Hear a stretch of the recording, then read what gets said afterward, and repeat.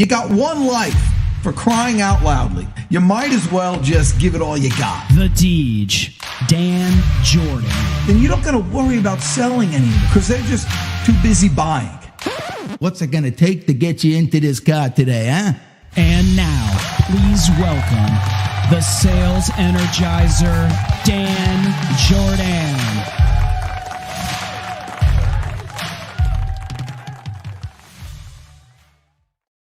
What's it gonna take to get you into the? You know what the best part of that is? It's the thing at the end.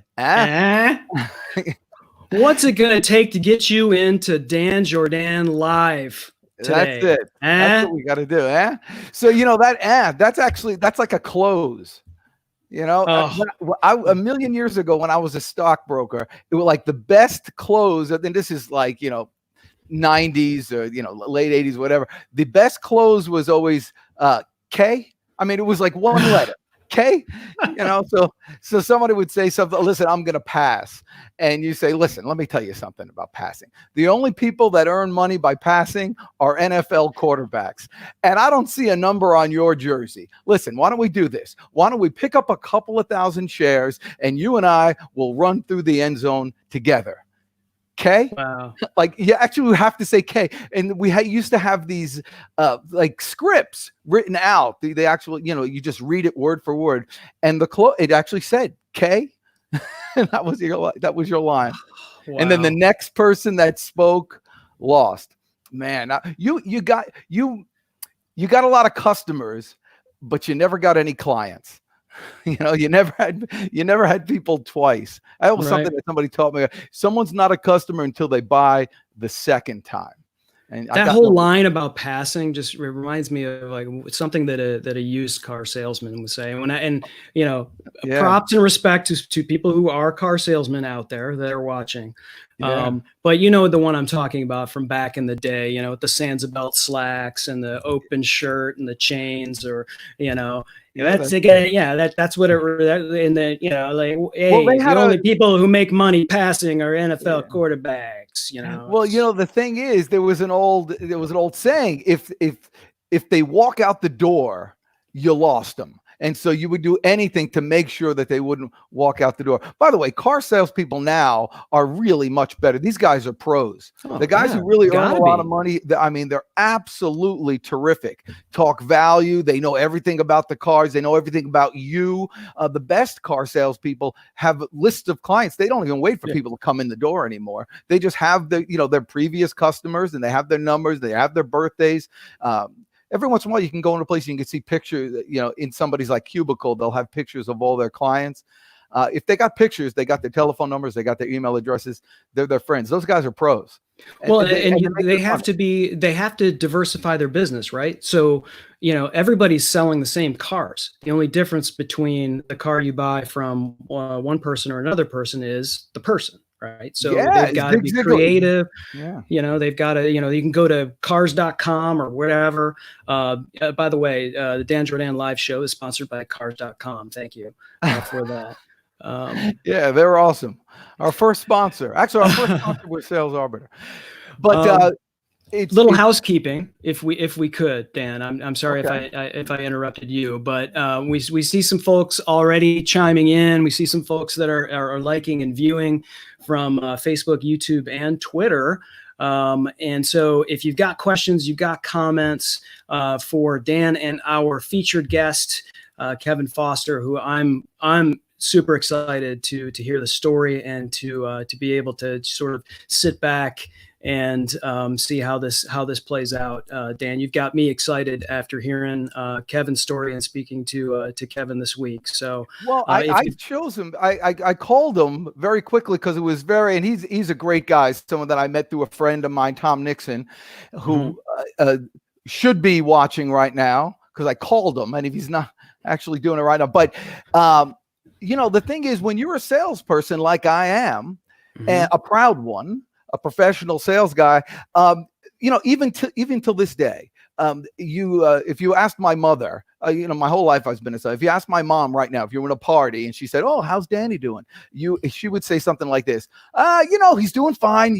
In between jobs." Like, she will never just acknowledge the fact that I'm in sales, because in her mind, and in the mind of probably millions of people out there, and people who just watch Mad Men and watch all that stuff, a salesperson is a crook. A salesperson is unethical. A salesperson is, everything, just shy of being a terrorist. And this is in their mind. And the reason is there's an innate conflict of earning the commission, doing right for your client. Earning the commission, doing right for your client. And it really only, pros know that it only makes sense if those two things are together. You earn money because you're doing right for your client. But that's a hard concept for people to come. So new salespeople, there is that concept, and they think they're unethical. And so when I thought of ethics and how quickly you can get caught on the wrong side of this, my man Kevin Foster came to mind, because he's got a story that we're all looking forward to hearing. So how's that for a pretty good segue? That's a pretty good segue. So without further ado, please welcome Kevin Foster to the show. What's up, Kevin? Hey, I'm very glad to be here. I'm very excited about this with my good friend Dan, and just meeting Chris this week. I'm very happy to be on board with all your fans. So here we are. Well, he's just happy to be not behind bars. Look at him. Exactly right.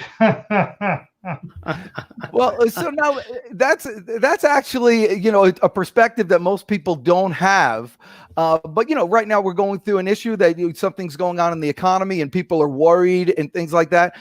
Does having the experience of being behind bars and having that freedom taken away from you, but does give you a different perspective than the rest of us who might be really anxious right now?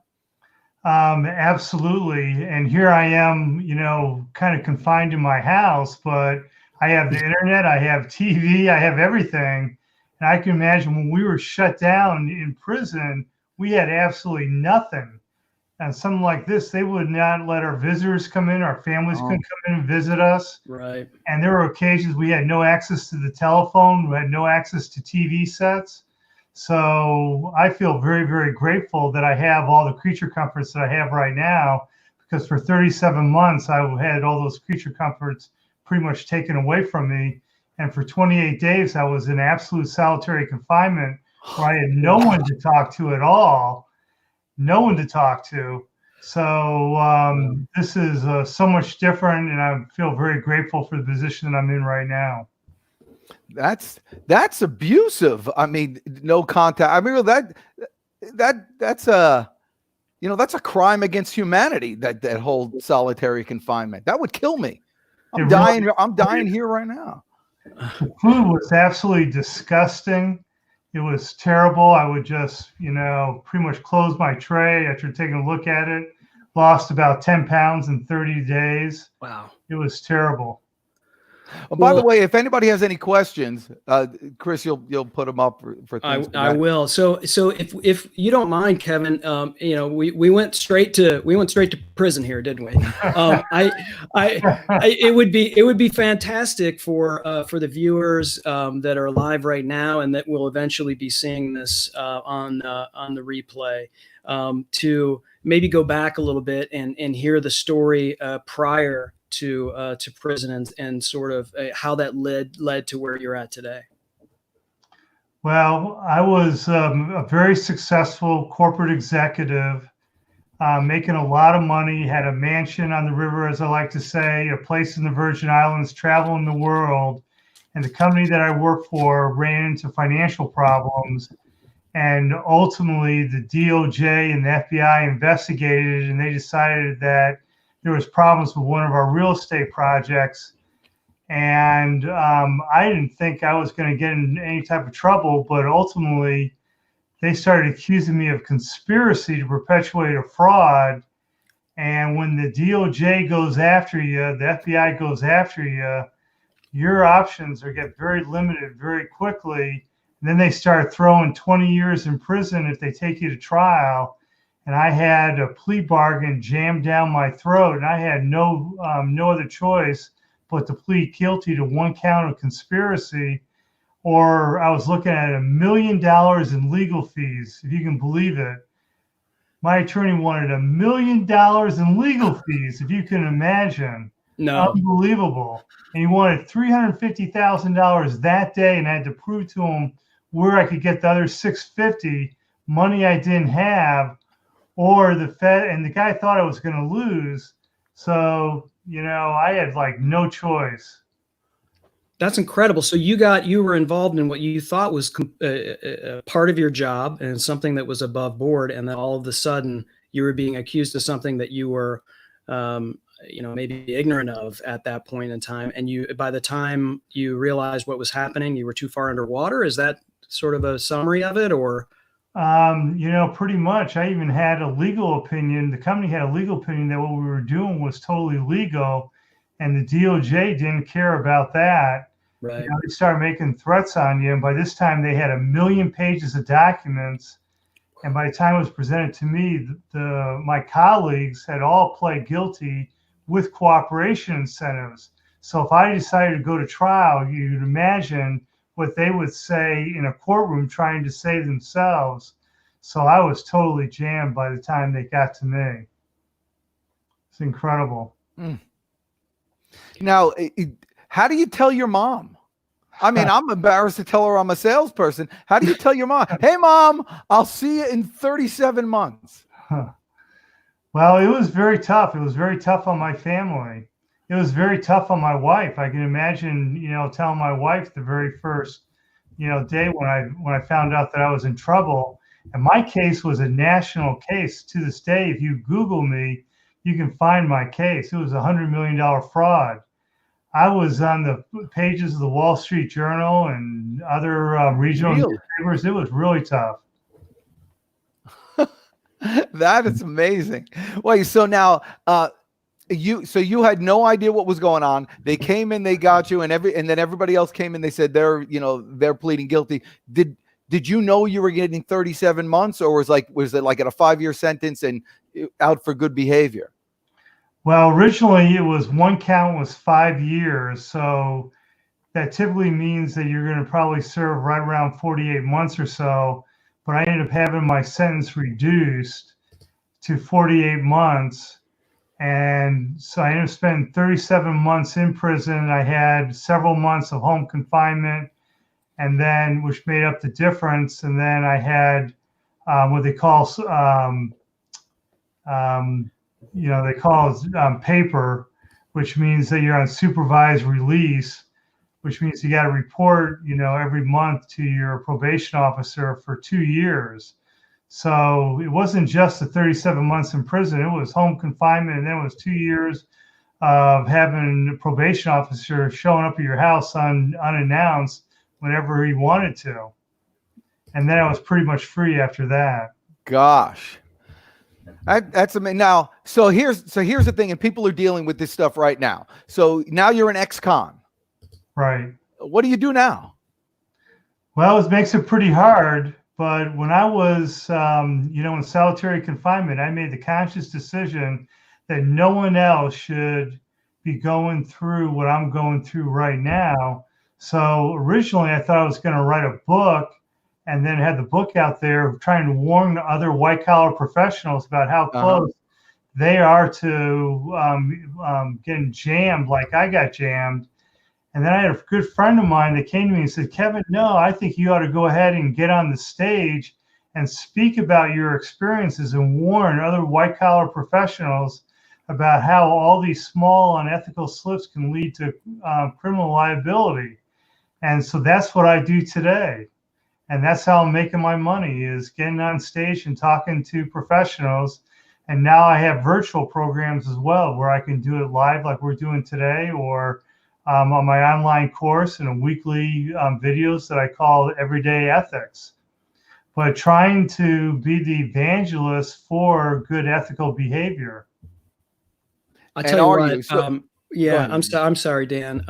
First of all, number one, it speaks to, in the conversations we've been having over the past number of weeks with what's going on with the virus that shall not be named, is people like yourself and other businesses have to be diversifying what they're doing and have to have other products. So if you're not there personally and you're not, on a stage speaking to X amount of people, you can go to products that you've created. You can go to systems that you've created that continue to have your funnel open, so to speak, for people to go in. So that's killer. But I have to say, from a personal perspective, the fact of the matter of you being jammed up and going to prison for what you and then you were not thinking of yourself, because you go through solitary confinement, you go to and you're in jail. I'm sure you went through a breadth of emotions, but one of the emotions most people go to is they feel sorry for themselves, right? They think internally and they think only about themselves and what am I going to do and what am I going to do? And you thought about, how can I serve others and help others to avoid the situation that you were in currently? And I just kudos to you for doing that. I think that's something that people need to hear and be inspired by. Well, I thank you for that. There's got to be a paradigm shift. You can't sit there and blame all your circumstances on others. To a certain level, we all attract what we bring into our lives. And certainly there was a lot of warning signs that I did not heed in the company that I work for. So to a large degree, I brought a lot of this on myself, and I take full responsibility for it. But by the same token, everything that happens to you in your life happens for a reason and purpose that serves you. And so everything that happened to me has brought me to where we are today. And to the extent that I could help one person out there avoid the pain and suffering that I went through, then it makes it all worthwhile. That's the way I look at it. That's good. Well, okay, so I got two questions. One, real quickly, did you make any friends? And you're lifelong buddies, your cellmate. Yeah, let's go out and hang out. I made a lot of friends. Our cellmates are called cellies. Cellies. And sometimes you're fortunate to get good cellies, and sometimes you're unfortunately you get bad cellies. About the cellies are about most important man that you're going to meet in prison, because they can determine what happens in making your life miserable or not miserable. So you try to get yourself good cellies and make yourself good friends, because that makes all the difference in the world. I mean, do you get to pick? I mean, it's like, how do you? You really don't get to pick. If you're real good friends with the counselor, you could, say, hey, look, this guy's moving off what they call the beach, which the beach is not like the beach like we think of. The beach is like a area where there's 6 bunk beds where guys, when they first go to prison, they get stuck there. And then what ends up happening is that eventually a cellie gets moved out. A guy gets moved out. He goes home, or he goes to the hole, or he goes to wherever. Then that makes room for another bed. And then it's just like the next guy that's open gets there. So if a lot of that movement's going on, there's a lot of jockeying where you try to get the best guy in there, and the best guy is not somebody who's going to get you in trouble. So there's a lot of guys that have cell phones, that have a lot of paraphernalia that the cops can find, and they can get you jammed, because when they shake down your cell, they find anything in that cell, both guys get jammed with it. So, look, I love this. I love the lingo. Yeah, we're gonna leave in the beach. We're gonna go to the hole and we're gonna get jammed with a bunch of, troublemakers. God. The viewers and listeners of Dan Jourdan, the Sales Energizer, get life from all perspectives, including what it's like to be in prison, awesome. About cellies. You can't get that anywhere else. You only get that here on this show. So what is it? What are some normal things that, a typical salesperson or a typical executive or somebody would do that they think is perfectly fine, that's going to get them in the hole? In the hole? Well, I'm taking literary license here. It's going to get them in trouble, get them on the beach. Well, going to the beach is where everybody goes when they get to prison. So the ideal thing is don't go to prison. Right. Yes. So what's something that we do in the real world? Sales guy go to prison? What about kickbacks? bribery. That'd be very common. I mean, I would expect to see a lot of that coming up now with things getting tight. Kickbacks and bribery? Yeah. That happens all the time. Why do you think pharmaceutical reps get in trouble all the time? It's all kickbacks to doctors. Those bastards. Yeah, that happens all the time. Really? Still? Well, give me some more stuff that happens. Well, there's 5,000 laws and another 10,000, 300,000 federal regulations that can put you in prison. So if you're just a guy out there signing, for example, let's just say you're running some sort of organization, you got to fill out EPA forms. And the forms that you fill out, they you're trying to protect the company, and the certifications that you're making are not on the up and up. Each one of those certifications can get you 5 years in prison. That is lying to the federal government. There's even just for a misspelling or something. Essentially, every government form that you sign, if you sign it falsely, that's 5 years in prison right there. Oh my God! Even for a misspelling or something. Well, it's got to be something a little bit more than a misspelling. But if you know that what you're saying is not true, or inadvertently sign something that may not be true, then, you can go to prison for any of that. And if you're working with other people that are doing nefarious type things, all the feds need is one text, one email, one meeting that you attended, one witness to tie you to that nefarious act. And they could just jam you with conspiracy. Conspiracy is very, very easy to get jammed up on. Very, very easy. The feds need almost nothing in order to jam you on conspiracy. So if they want you, they're going to pretty well get you. They are going to get you. Absolutely. So, I mean, you seem like a decent guy. Why would they want you? I mean, what do you do? Did they say, hey, this guy would be a decent guy? He is. Yeah, this would be a good selly for somebody. Well, from a lot of these guys' standpoint, these prosecutors, they get their bonuses and attaboys based on the cases they prosecute. So every guy that they prosecute or get a guilty plea on, then they get an attaboy for that, and that all goes down to all of their bonuses and their abilities for advancement. Oh my gosh! So they just need numbers. It's like policemen who just give tickets to people towards the end of the month because they have to meet their quota. Yeah, these guys definitely need their numbers. Oh my God! Definitely need their numbers. In the time that I went, mortgage fraud was really big, and in our case, it's mortgage fraud. So pretty much everybody's business. If anybody's in business, I mean, I've had plenty of businesses. Sometimes you just have to pay somebody under the table or whatever. It was just like a normal thing to do. Like that's a problem.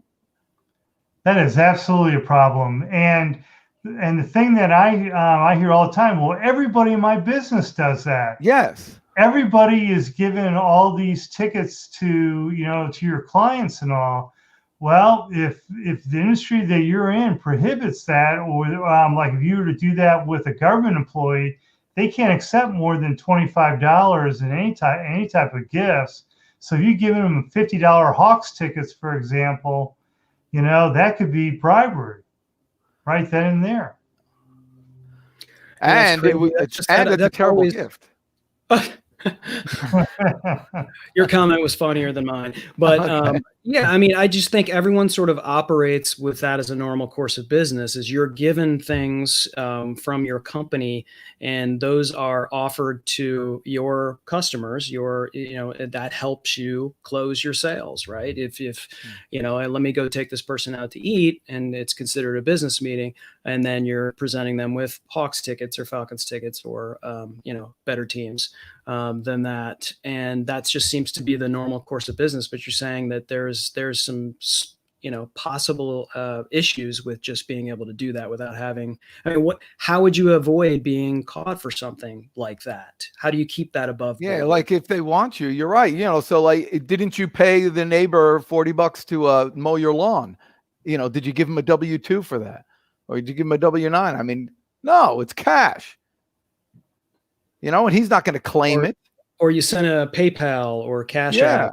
App, Venmo for services. It's not really That's right, yeah. Well, necessarily. that you're probably talking about income tax evasion there. And, I would say the IRS probably has more things to do than worry about your $40 contribution to your local kid cutting your lawn. So there's a line. Unless the guys that I met for income tax evasion, it was more in the millions of dollars that they were evading, but it could be lesser amounts.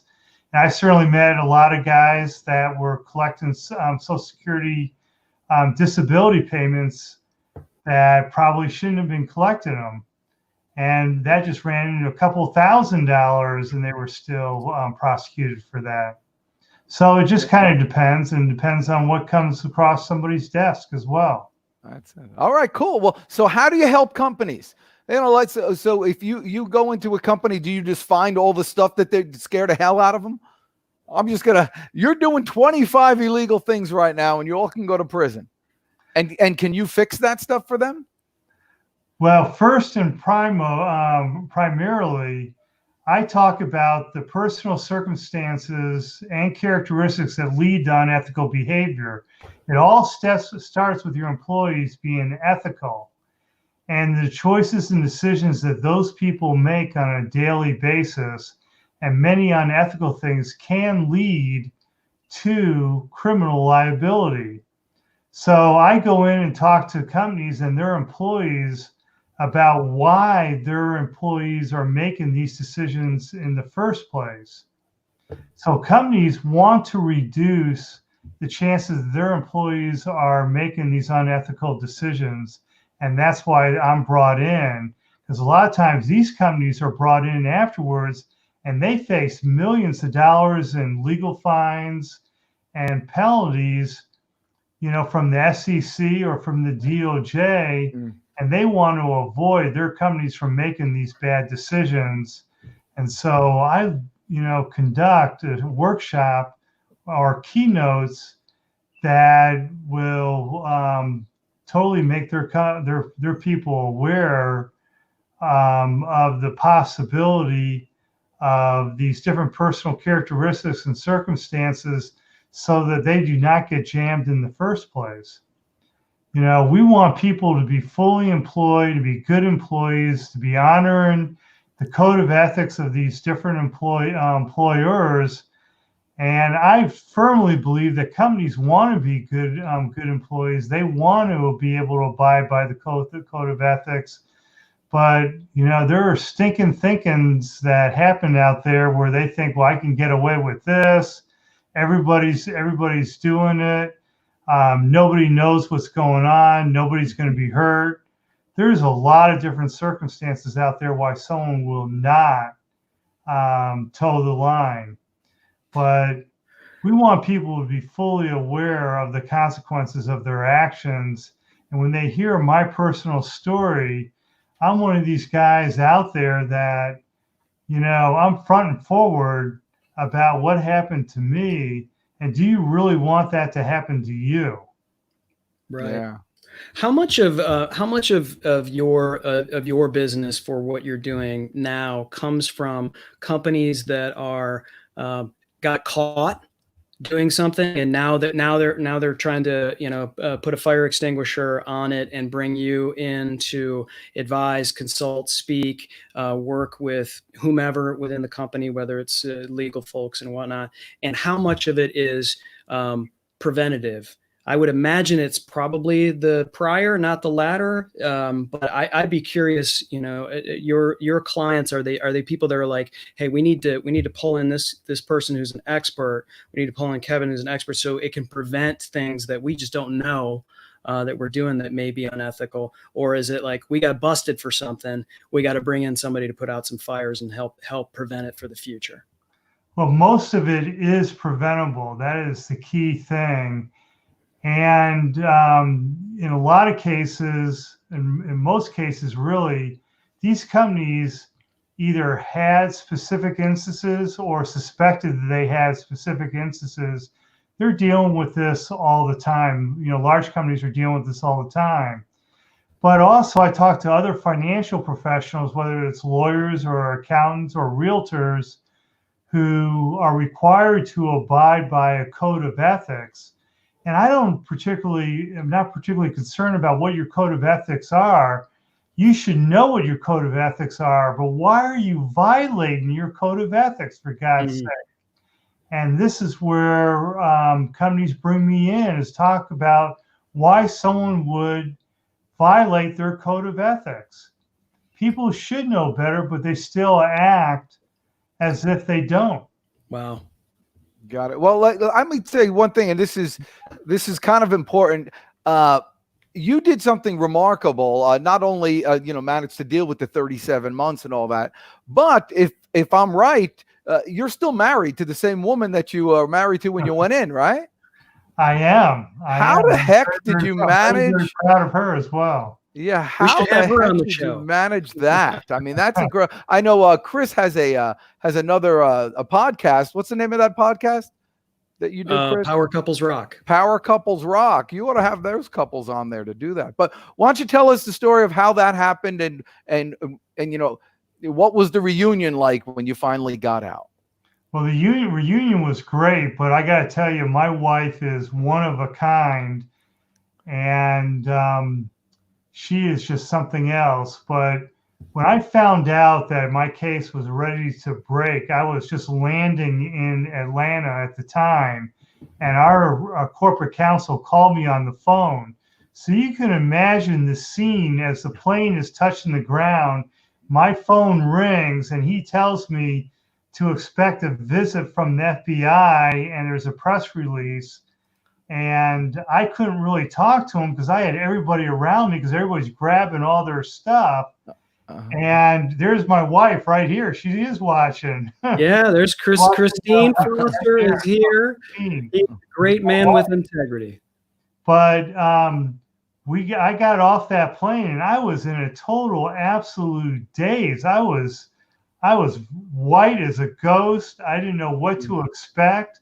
And my wife picked me up from the airport that day, and I had to say, hey, honey,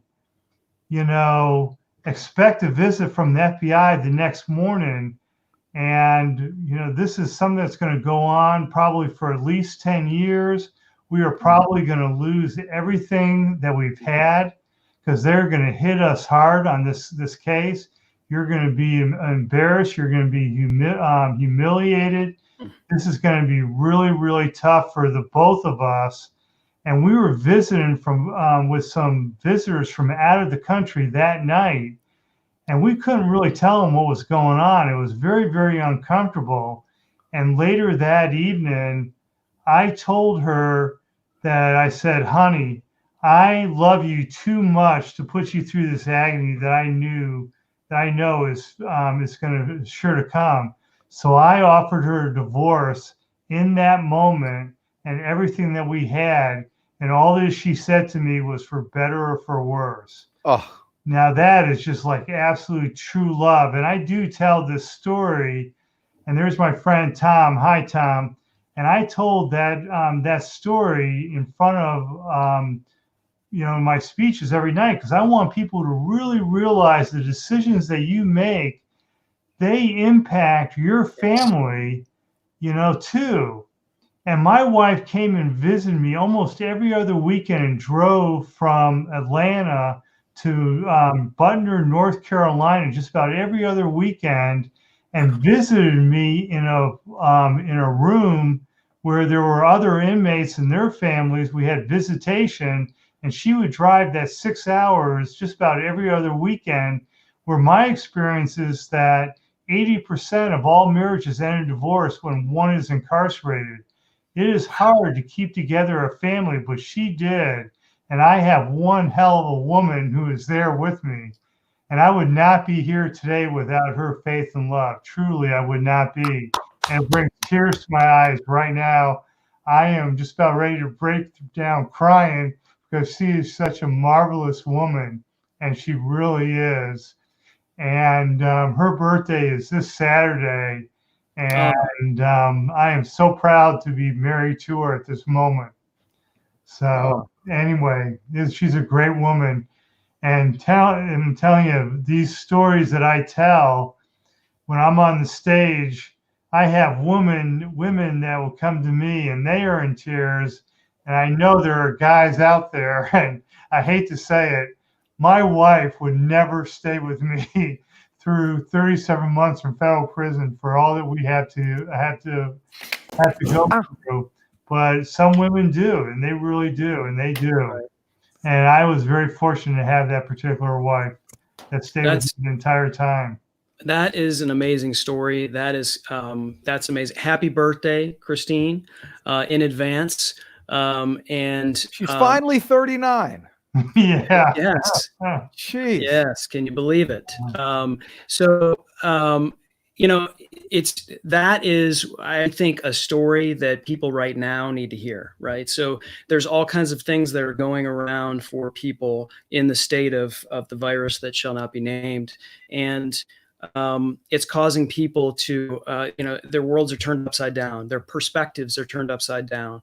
And I think, especially in business and people that don't have perspectives like the one that you just talked about, and your marriage, right? At the end of the day, whether you had 10 cents to your name or $10 million to your name, Christine was going to be there by your side. Whether you were in jail or not in jail, she's going to be there by your side. And that is going to stand the test of time.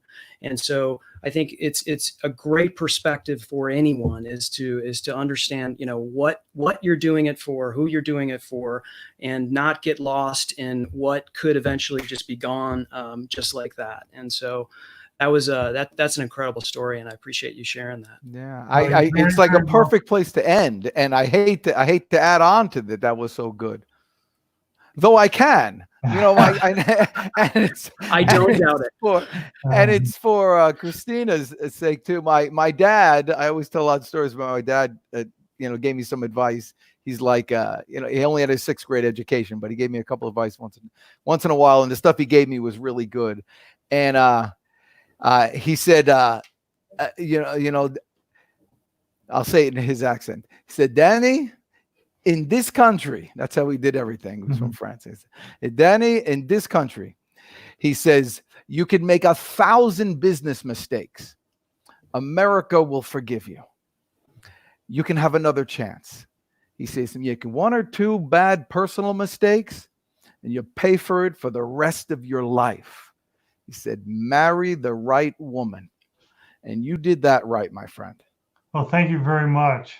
So if you're going to take someone away from this broadcast right now, hug your wife, hug your kids, and really cultivate that relationship. That is just so, so important. Amazing. We appreciate it. Think about, the consequences of your decision and the impact they have on others.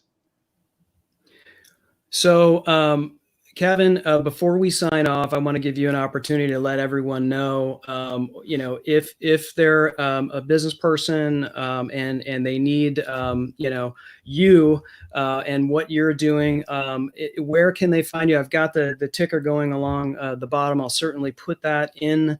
All of your information is already in all of the show notes as well. But best place for people to reach out to you is the website. Yes, it's the website, johnkevinfoster.com. There's a lot of videos there. You'll be able to see some videos from some live speeches, some other personal messages, testimonials, and kind of what I talk about, my philosophy as far as ethics goes. All really important stuff. And I'm Kevin at johnkevinfoster.com. Yeah, please check me out. I really appreciate it. And it's so great being here as well. Oh man, yeah, really, really great. Thank you so much, Kevin. Deej, do you wanna sign us off? Well, listen. Remember this. It's easy It's easy to make mistakes every day, but if you wake up each morning and just look at your goals and realize that you got another chance, it's like a little kid. I remember when my kids were little and I was just babies, and I used to love watching them sleep, not because I like watching them sleep, I like watching them wake up. And they would just open their eyes, and you would see like a glimmer of light, and it's almost like they said, "Oh, I'm back." It's like I was away. I don't know where I was, but now I'm back and I got another chance, and it's another day. Let's go get them today. And in times like this, it's another day. You get a new chance every day. You know what happened today that we're forgetting about? Spring. Freaking spring happened. It's not raining in Atlanta for once. That's Spring right. happened, and out there, and people in shorts, and then the grass has a different smell, and just birds are making noise. It's spring, and you got a chance to enjoy it this year with your bride. You go get them today. That's Awesome. right. It's beautiful. And with that, you know what time it is. I have Well, no. if your sales team sucks and you don't know what to do, call Deej 678-910-9912. Call Deej 678-910-9912. Gosh, it just keeps getting.